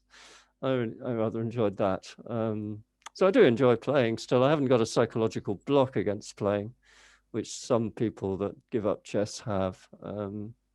But I just, with my medical condition limiting my energy, playing a tournament is tough for me to play well right through from start to finish. So it's less appealing than it would be if I was physically fit. So there's that issue. What about teaching, Jonathan? Have you ever gone into the teaching side of chess, training? Yeah, I've done quite a lot of that, actually. I used to teach in City of London School for many years. I taught at Woodbridge School for a couple of years. And I've taught a number of people privately. At City of London School, Luke McShane was my most prominent pupil at the school. So not that I was responsible for him becoming super strong. He was super strong anyway before I got hold of him. In fact, he probably taught me more than I taught him, even when he was like 12 or 13. David Howell was one of my pupils as a child when he was about 10, 11. I've had quite a number of strong players, people who have become strong players as my pupils a long time ago. I haven't done any teaching recently not just because of COVID. I'd stopped anyway, just because I do well at what I do with my betting, and the money per hour doesn't make much sense, and the energy demand on teaching is quite tiring, and having an arthritic condition, it's called scleroderma, has limited my general energy level to the point where a day of teaching would be pretty knackering. It was pretty knackering even when I was fit, to be honest. You fancy giving us a session on betting? I wouldn't really want to do that, no. You'd be corrupting us all, would you? Yeah, several reasons. In that I've got some good methods, I don't want to give them away, because if everyone could do it, there'd be less scope for me to do it. So it's not really in my interest to teach people how to do the betting in the way that I do it. So no, I'm not planning on writing anything regarding how to do betting, although I have got things to say. In my book, Contemplating Comedy, are you able to see me still, even though I'm not showing my screen? Yeah. There's the book. I do have a chapter on betting. I wouldn't say it tells you how to bet, though. It's more about humor with betting, and also, well, it's called About Doubt, The Black Swan's Guide to Risk Management. And it's basically about the psychology of risk and how people deal with betting and risk psychologically. It's not a manual on it. It's a brief chapter which just brings in a few jokes and outlines a little bit of some thinking about the psychology of betting. It doesn't explain how to make money doing cricket betting or indeed stock market betting. I also don't want to be responsible for people doing it and going wrong and losing a lot of money and ending up in dire life circumstances as a result of it. So there are several reasons I don't particularly want to go into the field of explaining how to do betting. Also, it would be quite boring. Boring book to write, I think. I have seen. I'm not sure it would be boring, but I understand exactly why you say what you say. You mentioned cricket, so presumably that's a passion as a sport for you, and you've combined that with betting, have you? Correct. Yeah, I know my cricket. I've been interested in cricket most of my life. I even played for my school and for one of the university second teams. So I wasn't bad as a player. I wasn't terrible. I wasn't particularly good. I wasn't good enough to consider doing anything serious with it, but I was a decent bowler. Yeah, I've looked at God knows how many hours of cricket in the course of the last 10 years of doing this as a job. Every day there's cricket, nearly every day right through the year there's cricket somewhere in the world, on telly, on Sky, or on some Pakistani or Indian channel. So I've done probably average several hours of cricket every day for the last many years, over a decade. And yeah, I win on the vast majority of games that I bet on. My techniques include arbitrage and safety first betting, but I do take risks as well these days. I've bet through a lot of people. I've damaged a lot of betting accounts in that if you bet with a bookie and you win consistently with them for a period of time, they just stop you betting. So I couldn't bet in my own name. So I bet through some of my friends and family, and they in turn got stopped from betting because they were successful accounts. And I've done this for probably about 100 people now. Did you offer that as a service with a percentage for me if I was to yes. help you out? Yes, providing I can trust you and feel I know you well enough to put, say, 10 or 20,000 pounds of my money in your name, in your bank account. That's how it would work. So it sounds like a great system. Yeah, I've made quite a lot of money for a lot of people. Not vast amounts. I'm only offering about £1,000 or or something, or in total for the person that helps me. But there's very little you have to do. You just have to open a bank account and let me do the rest, really, and maybe deal with a tiny bit of admin with the bookies if they cause any annoyance, like asking to see your debit card or something, a photo of it or some such thing. There are some people I've done it with who you would know in the chess world, a number of well-known players. Not Ray Keane. I didn't do it with Ray Keane, no. I didn't think you would. No. No, I like Ray, and he's a lovely and interesting man who writes very entertainingly sometimes. But no, he's not the ideal person to do a money scheme like this. Andrew Martin is a big cricket fan. Andrew did contemplate doing it with me, but we've never got round to it. I'll have another go at him at some point. And he plays cricket. Yeah, I know. He does the BCF team, doesn't he? I've seen him in action at one of the Britishes.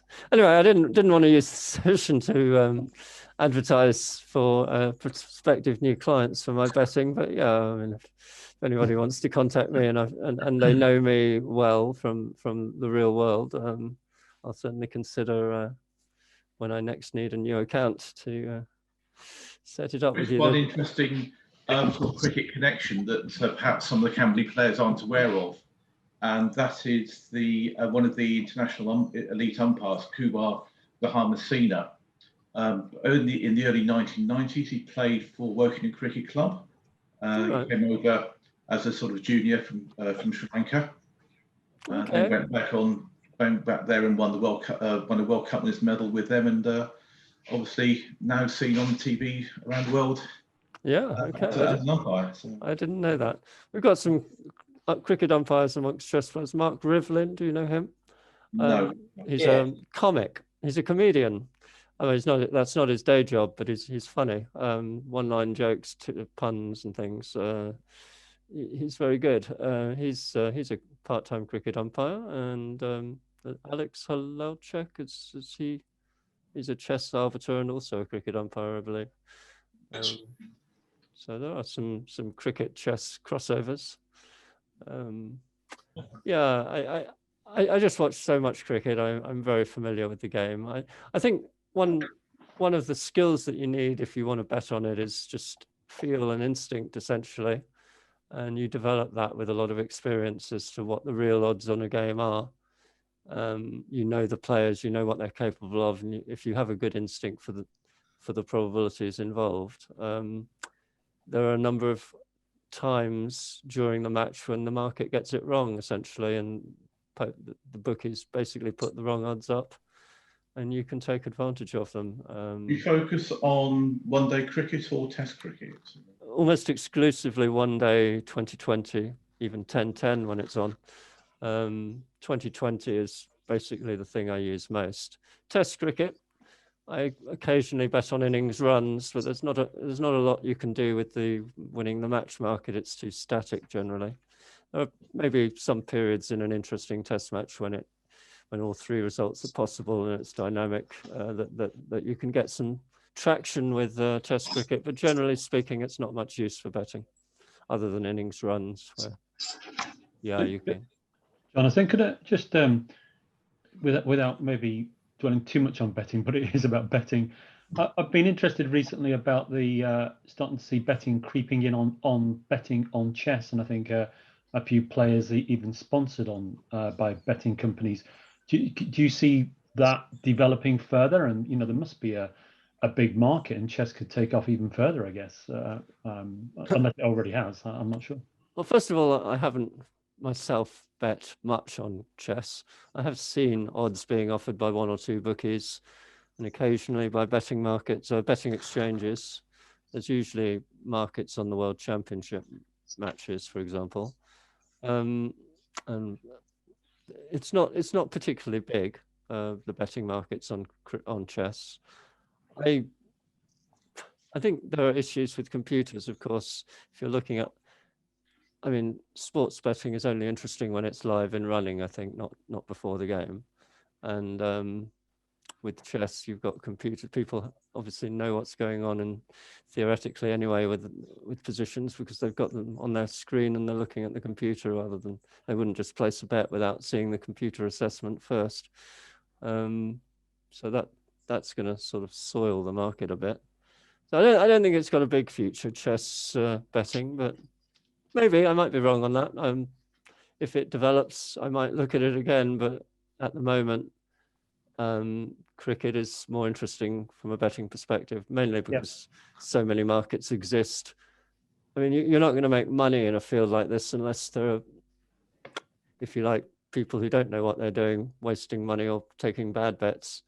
And with cricket, you've got millions of punters around the world making very bad bets for patriotic reasons or whatever, and that sets up a lot of money in the market, which bookies sometimes have to lay off to protect their positions, and sometimes there are opportunities because of that. But let's move away from betting. I think we should talk about something more chess related. It's a chess club after all. Anybody want to ask about, I don't know. Yeah. Can I just ask you, I was told that you were going to be working on, and possibly have been, Kasparov's books in view as regards updates and corrections. Did you do that?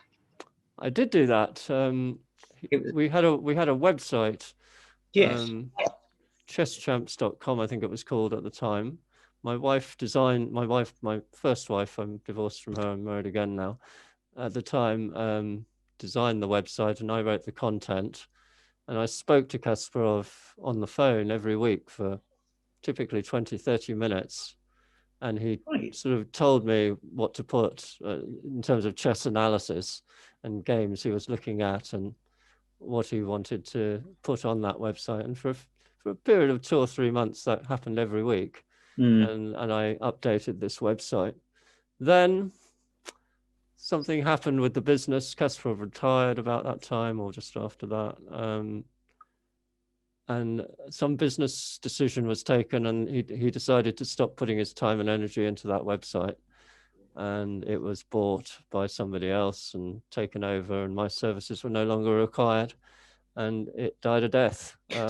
So the corrections which he wanted or emerged, shall we say, were not actually implemented in later editions of those books, because there haven't been any later editions, have there? No.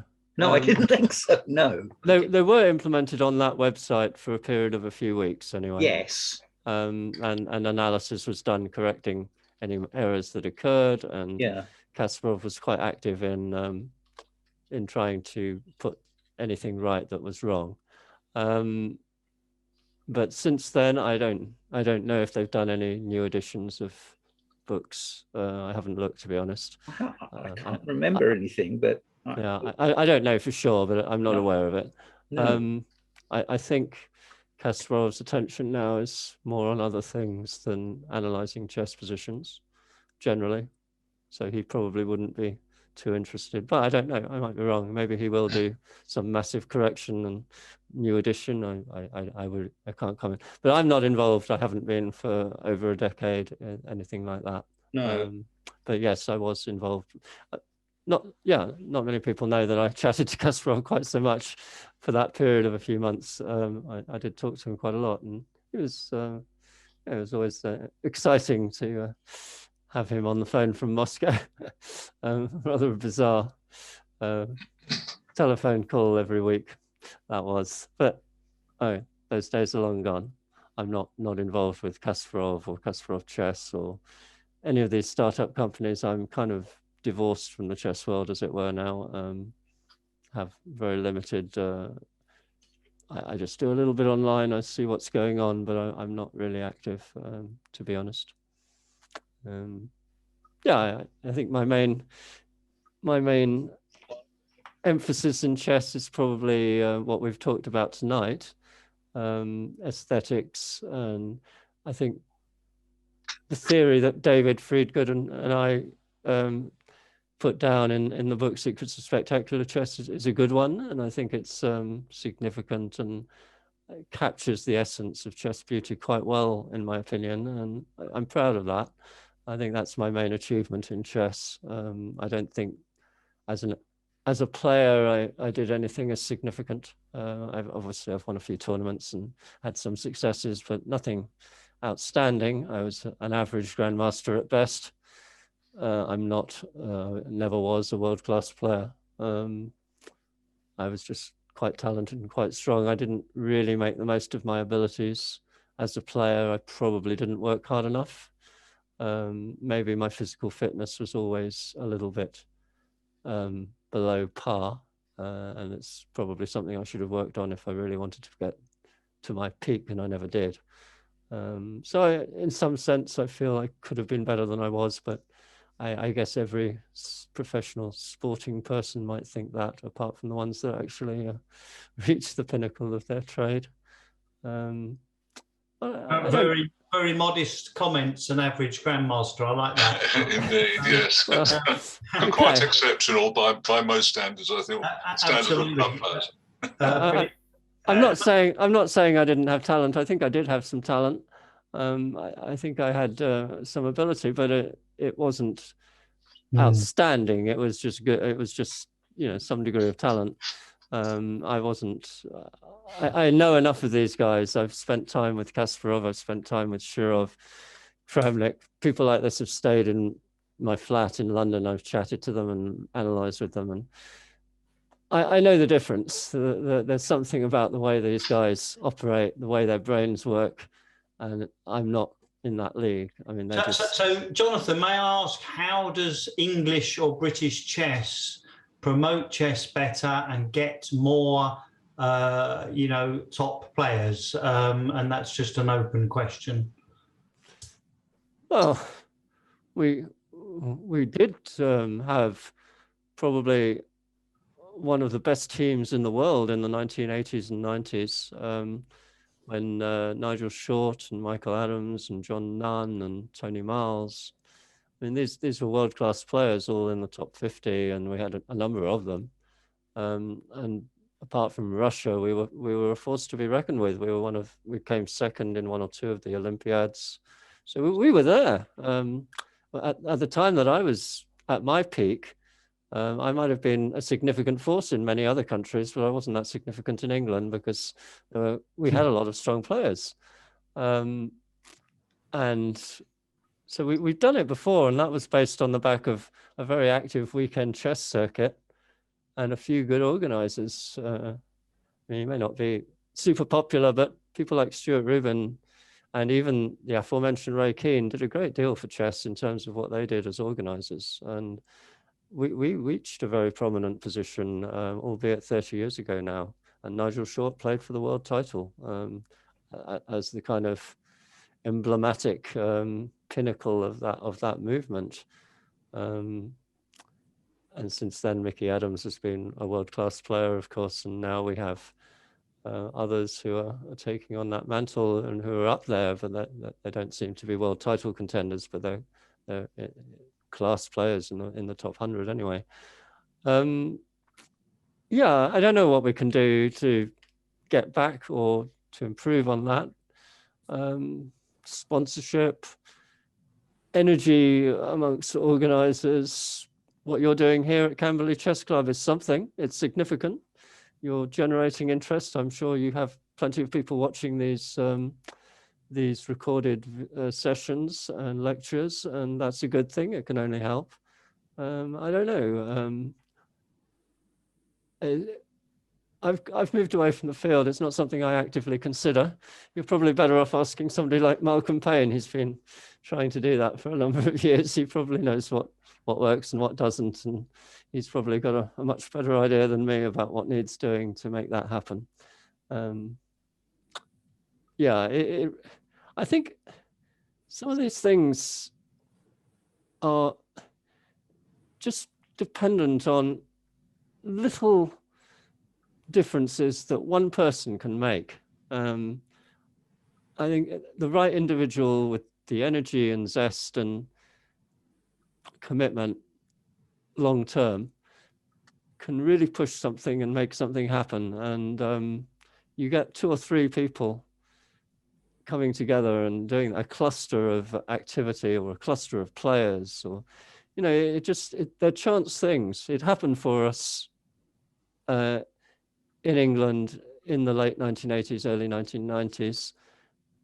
We got to as good a position as we could possibly expect in world chess, and it could happen again. But as I say, I don't know exactly what's required. Obviously, money helps, sponsors help. So Jeremy Morse, chairman of Lloyds Bank, probably helped quite a lot. But he was a problemist, of course, quite an excellent problemist, composer and compiler of excellent problems in one of his books that he wrote. We had a top-class problemist as the head of a World Bank. So that helped back then. That may have been rather more significant than people realize. I don't know what happened behind the scenes with him. Obviously, there was sponsorship through the bank of the Lloyds Bank Masters and whatnot, but there may have been something else going on which helped chess in this country. Jeremy Morse's book. Yes. Chess Problems, Tasks and Records. It's a brilliant book, very beautifully compilation of excellent chess problems. The theme in that book is achieving certain tasks in problems, rather than what we've been talking about, which is aesthetics. But it's a really good book, a really good collection of positions. Not many words written in the book. It's a very light touch in terms of what's written. It's mainly just the positions and very light commentary on them. But it's very nicely done and very well selected. And he was a lovely man, Sir Jeremy Morse. Of course, he's dead now, but he was, a significant figure in the problem world and probably in the chess world in the UK as a sponsor. So I'm sorry, I don't have any magic answers to that question about how to make UK chess great again. Well, I think we didn't expect an answer, and I think you've covered kind of what we're all thinking. I mean, the juniors and the young people element of it has got to be a key factor, hasn't it? Because if you bring forward and help lots of young players, and you get a bigger pool of young players, you're more likely to find the winners within those young players, and that links back to the sponsorship and all of that. Yes, sir, I can't hear you. Hey, Mike, can you mute? Yeah, you're right there, Martin. I think that's very correct. Obviously, you're going to need junior talent if you want to dominate world chess again. But it's I have nothing really to suggest. I believe this cluster effect is very important, and just having one or two trainers who are top class, world class, training these juniors could make a big difference.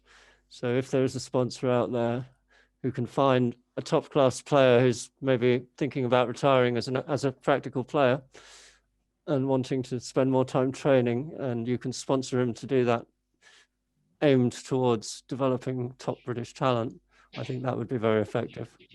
Maybe somebody like Nigel Short, if he finally decides to stop playing himself and become a top class trainer, he'd be very good. A really classy player who's getting on a bit and hasn't got the energy to do it himself as a player anymore could still be a very good trainer and could make a massive difference to our prospects in British chess. But that's just a little thought. I think that sort of thing could be very significant. Not me. I'm past it. Did Nigel Short do some training in Iran? I wonder if he's in any way responsible for the sort of rise of Ferocia and other things. He's certainly been involved with training in India and in Iran. I don't know to what extent he did that. I know he's done some. I don't know to what extent he's involved with Ferocia. But of course, whatever he's done would have made some difference at some point, and things might have developed from that. To my knowledge, he's been a very active player himself, a very energetic player, into his late middle age now. And he's only done small amounts of training with certain individuals. He's not really been a full-time trainer or anything. But I imagine whatever training he's done would have been very good, because he's a very good communicator, and obviously a brilliant talent as a player, and he would have a lot to offer anyone who was lucky enough to be his pupil. I know people like me could still do chess training, but I wouldn't have the impact. I don't have the energy, and I'm just don't. It doesn't appeal to me to do it myself now. I've done a lot of chess training in the past, and I think I'm over the hill and way beyond. So it's not going to be something for me. But there are certainly people of my sort of age who were strong players who might be very skilled at that sort of thing. Chris Ward has done a lot of training over the years, hasn't he? Chris is probably a really good trainer, I would imagine. He's a nice guy. He's communicative and good understanding. Calm. Chris Ward and John Ems, they've done a lot of training. Ditto. John Ems, brilliant chess understanding. So we need to encourage these prospective people who could fill the kind of role you've outlined, Jonathan, because somehow we need those. And just a quick mention to Paul, actually. I mean, Paul, you've got a great junior activity going, and a sort of a bit of a cluster in South London, which I think, again, we should all encourage and promote, because you've got good junior tournaments on we a actually use Chris Ward's course, the Institute of Chess. Right. So that's the one that we use for all the juniors. There are 5 levels altogether, which I find it really good, to use. Doesn't surprise me. Anything by Chris is going to be pretty good. I haven't looked at it myself, but I would imagine, just knowing Chris as I do, that his material would be excellent. Ditto John Ems, who's involved in publishing chess for a long time. These guys are hardworking, and they're very honest and very reliable, and they're good people to work with in this sort of domain. If you just want to Google Institute of Chess, Martin, the thing about Chris's course is that he actually runs exams with it where they can obtain qualifications, So there's an exam you can take for every level, which is, is good for the kids to aim at. Very good. Thanks for that. Hey, look, Jonathan, I don't know if anyone's got a quick last question. If they're burning to ask a last question, we've gone way over time, and we appreciate that. Has anyone got a last quick question? Sorry if I may. Regarding the concepts and the terminology that you and David put into your book, have they been widely taken up in the problemist community? I think the answer to that is yes. I think most of the feedback I've got has been excellent. A lot of people have liked it and said so. Well, I would add to that I'm not I'm not a big noise in the problemist community. I've not seen any. Nobody's laid into it. Let's put it that way. Nobody's kind of found holes in it and torn it apart. It would be good if they tried. But I don't think they have. It hasn't been rejected by many people, and quite a lot of people have supported it and praised it and given it good feedback. So I think it's gone down well. I mean, obviously, it's a small circle of people. The point is that it was written for the general chess community, and I think it's been taken up well by them. Fair point. I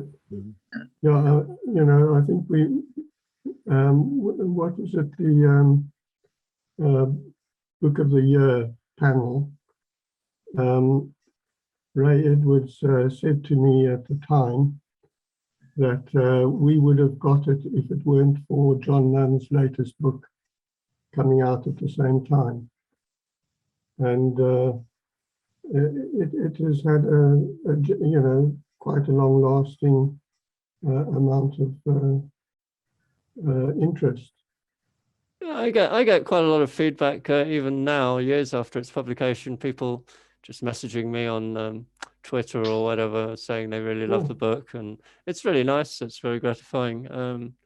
Very pleasurable. I've seen quite a lot of people on Chess-Based India, where they talk about things like small change, for example, which is one of the things in the depth book, the depth part of the book, and geometry.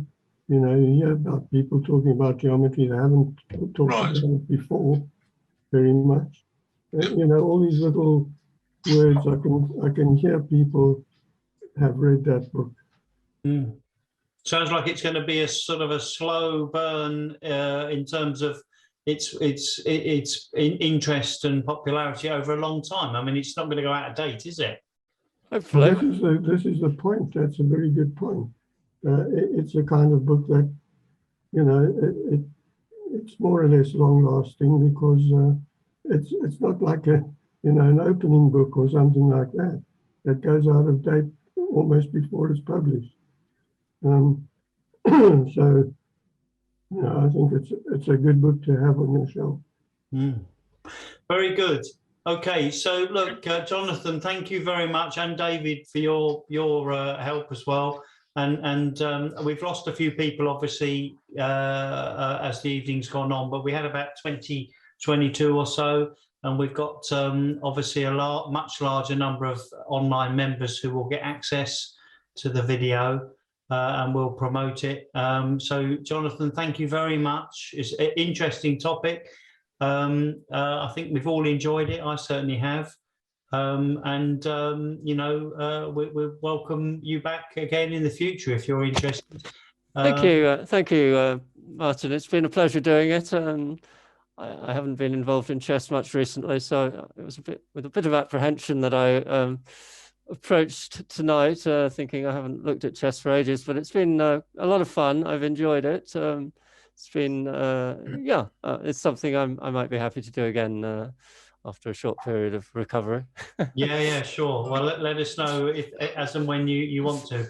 And yeah, I mean, we're trying to reach out to all different chess players and chess enthusiasts and experts in different fields. And we're really pleased that we thought of you and reached out to you, and that you've accepted, because it's been enjoyable and a little bit different as well, which is what we want, because you know, we've got lots of people who will go through their best game or games, but you know, what you've done is obviously very, very different. So thank you very much, and thanks everyone for joining. And I'm going to, if I'm quick, I'm going to very quickly do an advert for the next few. Next week we have Daniel Sheck, who's a young junior local to us, a club member. Who's going to show some of his games. And then on the 25th of January, we've got Danny King. The worst move I have ever played is how he has positioned his talk. So that will be interesting. And then we've got Michael Adams. And then we've got a local trainer, Ken Coates, again, well known to many of us in the Camberley area. And on March the 8th, we've got David Howell. So, I mean, you know, and we've got several others after that, a couple of grandmasters after that. So hopefully everyone will keep joining us. Do promote it amongst your clubs and other areas. I mean, you know, yes, we charge 25 quid, but, you know, you get all those kind of talks every Tuesday. And we're going to keep on doing it like that. So you know, it's very good value, even if you only came on and listened to a few of them. And you get the whole season links, private links to catch up on YouTube. So you get a hell of a lot for your 25 quid. So please promote it. As I think Jonathan, you touched on it earlier. We're trying to push into this area. Who knows what's going to happen with COVID? But online chess clubs are here to stay.